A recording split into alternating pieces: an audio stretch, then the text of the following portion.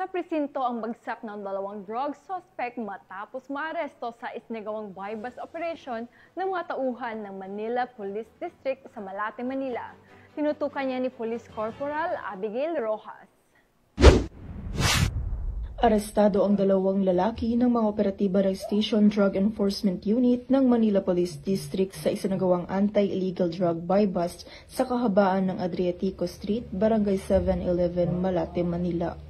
Kinilala ang mga naarestong suspect na sina alias Jack, 19 na taong gulang at alias Choi, 18 taong gulang na kapwa mga residente rin ng nasabing lugar.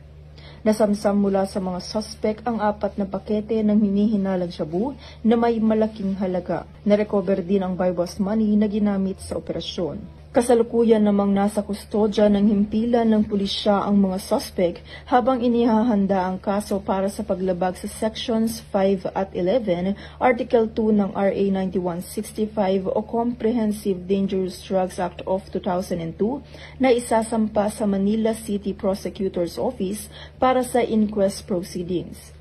Patuloy ang maigting na kampanya ng Manila Police District kontra sa ilegal na droga upang mapanatili ang kapayapaan at kaayusan sa lungsod. Mula dito sa Metro Manila, ako po ang inyong PNN correspondent, Police Corporal Abigail Rojas. Alagad ng batas, tagataguyod ng Balitang Pulis.